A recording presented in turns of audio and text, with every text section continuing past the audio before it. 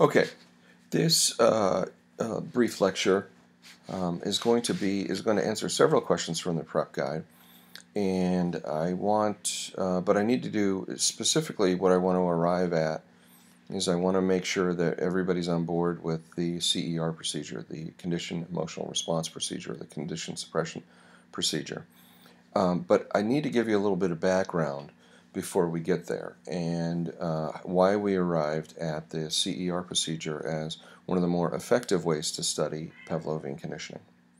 To begin with, Pavlovian conditioning researchers have asked many times, how many trials or how many pairings or how long does it take to get effective Pavlovian conditioning? Does it take 1 or 10 or 100 or 1,000? And the answer to this is it depends. In some cases, it can take a single trial. It depends on features of the situation. Well, what does it depend on? Well, it depends on timing. It depends on spacing. It depends on the uniqueness of the stimulus, the conditional stimulus, the unconditional stimulus. It depends on the intensity of the stimuli. It depends on the predictability of the stimuli or the probability of the stimuli. That's why in some cases we call this conditional. We like the word conditional better than condition because it gives us a sense that there's a predictability or a probability involved. Now these last three we're going to talk about next time in the lecture on biological constraints on learning, but let's talk a little bit about timing. One of the things that we found is that if we are to do a conditioning preparation or arrangement or try to condition a response, we can ask how are we going to space the trials, so to speak, or how are we going to time the trials? When are they going to occur? And in the top figure right here, you can see this is the CS comes on, and then the US comes on, and then there's nothing for a while, and then the CS comes on, and the US comes on. And you should be able to recognize these sort of diagrams as these look like delay, or maybe even there's a small trace in there, but probably delay conditioning. And what you can see, though, is that the CS comes on every so often. It comes on. Maybe this is 10 seconds, and this is 20 seconds, and this is 30 seconds, and this is 40 seconds. This is 50 and 60. It comes on at a fixed interval or a fixed time. The time in between the onset of the CS and the onset of the next CS is fixed.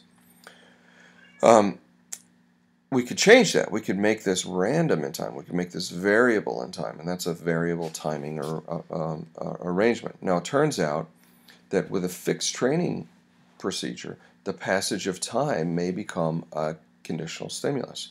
It's in fact what we found is that this produces what we call temporal conditioning, and that is that time becomes the conditional stimulus, not necessarily what we're presenting. So, just to go back, these fixed timing procedures, these fixed training procedures have a confound in them, and that is that you might get temporal conditioning. If you want to see how effective something is, you got to make sure that you do a variable timing condition. We know that spacing is a very important feature in conditioning. Here we have 1, 2, 3, 4, 5, 6 CS presentations. 1, 2, 3, 4, 5, 6 CS presentations. And if we presented them all together like this, we call that massed training. If we space them out, we call that space training. We know that space training, generally speaking, all other things being equal, is more effective in conditioning than mass training. So those are some variables that affect conditioning. Now, this leads to, I think, a discussion about backward conditioning. And backward conditioning is when the US is presented before the CS. Now, this arrangement was originally used by Pavlov as the control procedure, because what he found was that his dogs didn't salivate to the bell. If this is the food and this is the bell, so the US is the food and the CS is the bell, and he presented in this arrangement, he gave them food and then played the bell, gave them food and then played the bell, gave them food and then played the bell, gave them food, then played the bell. What he found was that when he when he presented the bell alone, he didn't get any salivation. His finding was that there was no conditioning. And that turns out that it's wrong. He did get conditioning. He got a different form of conditioning, though. It turns out that Pavlov had a floor effect. That's what we call it in experimental psychology and research methods. When we're studying excitatory conditioning, the response can never go below 0. But something may have been learned. We just can't measure it. It turns out that what Pavlov was studying in backward conditioning was what we call inhibitory conditioning.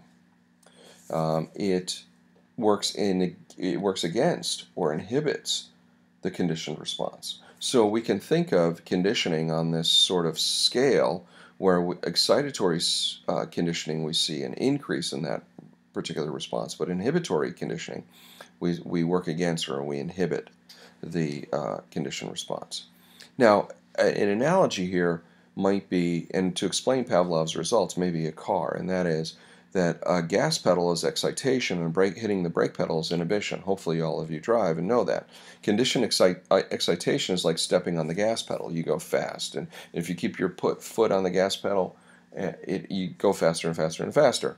Conditioned inhibition is like stepping on the brake pedal. But if you're not moving, okay, if you're stopped, stepping on the gas will result in you moving forward. That's conditioned excitation.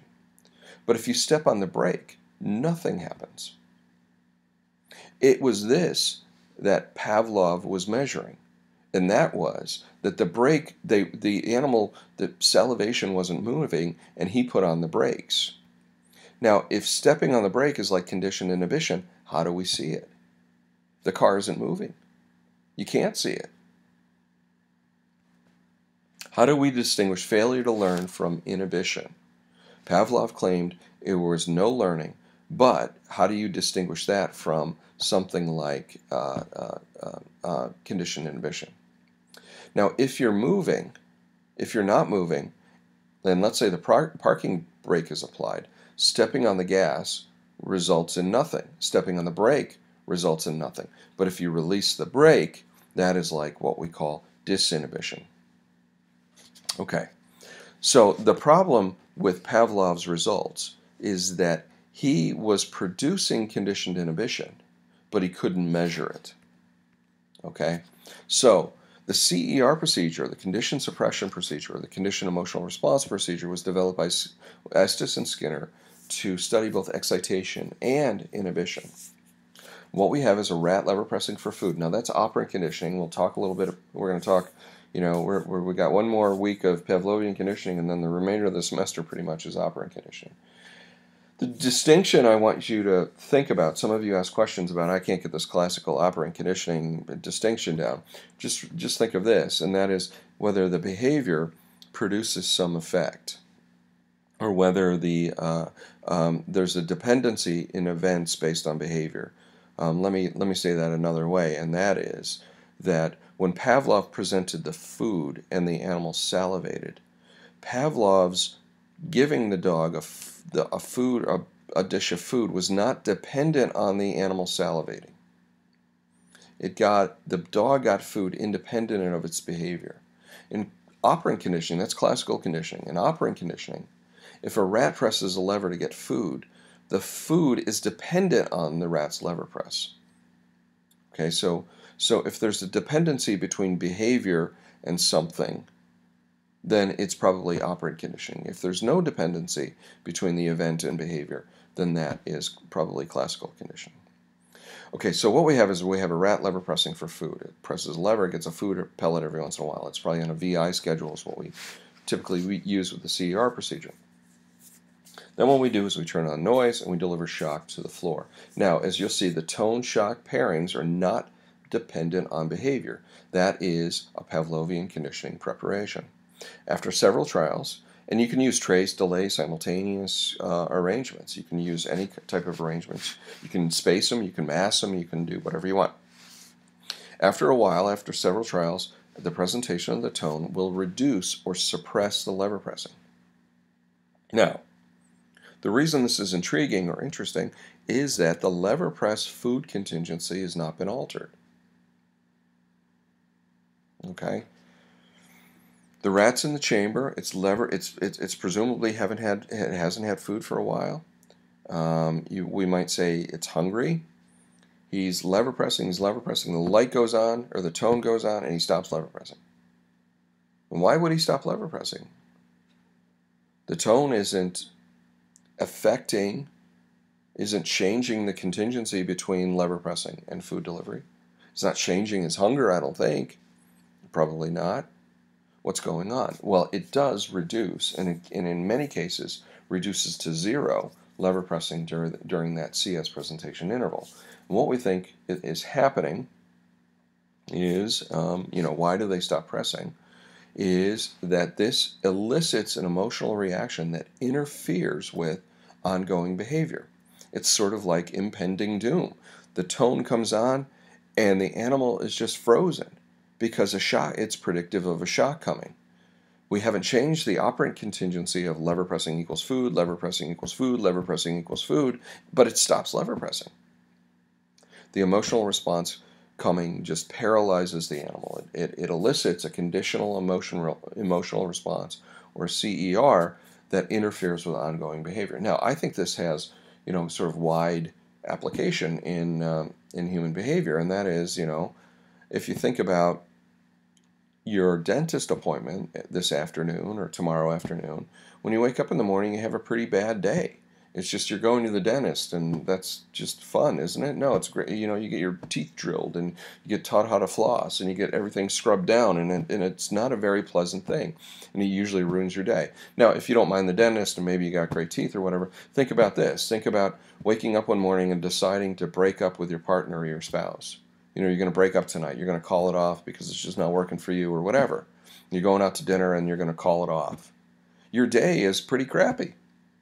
It's this sort of event that's coming up that just has the impending doom, the elicited emotional behavior interferes with ongoing behavior. You still have to do your dishes. You still have to study for learning and conditioning and statistics. You still got that assignment to do. You still got to go to work. You still got to do all the things that you're supposed to do during the day, and they're just harder to do. So I think the CER notion and theory is a pretty interesting one and relevant. What these demonstrate is that there are a lot of interactions between Pavlovian and operant contingencies, and we'll see this multiple times throughout the semester, but this is the first one. What if rats are lever pressing for food, and we conduct CS food excitatory Pavlovian conditioning during lever pressing? And then during lever pressing, when we present the CS, well, this is a phenomenon we call potentiated feeding. It's less studied, but it does occur. It turns out that if we present the CS during lever pressing, they actually press harder and faster. How do we measure CER? Well, here's a presentation. Here's a schematic here are tone shock pairings. And this is a variable, looks like delayed conditioning arrangement. Here are some lever presses for food. And you can see that after conditioning, what we see is when the light comes on, there's no lever presses, or there's very few. The way we measure this is that we count the number of lever presses during the CS. 1. And then what we do is we count the number of lever presses immediately before the CS. And the interval is the same length of time. So we had 1, 2, 3, 4, 5, 6, 7, 8, 9, 10. And then we calculate a suppression ratio. So we get the number of responses during the CS, which was 1, over the total responses, which was 10 plus 1. So we have a suppression ratio of 0.09 here, which is a pretty good suppression ratio. Suppression ratios look like this. When they're at 0.5, that means that there's equal responding in the CS interval and what we call the pre-CS interval. But then what we see is we start to see learning. This is complete suppression or asymptotic learning. You can see this is a nice learning curve demonstrating condition suppression in a procedure. The point of condition suppression, though, is that we can see this as well. This might be, we might study conditioned inhibition in this way, we can see an increase. Pavlov couldn't see this. He could only see one of these. So the reason we use the CER procedure again is because of floor effects in Pavlovian salivation conditioning, is that the dogs couldn't salivate below 0 drops of saliva. And that doesn't mean they're not learning anything, it just means that we can't measure it. So we have to measure it with a slightly different procedure. Okay, I'm going to stop now and return with a video on blocking, and we'll talk a little bit about that in a minute. See you soon.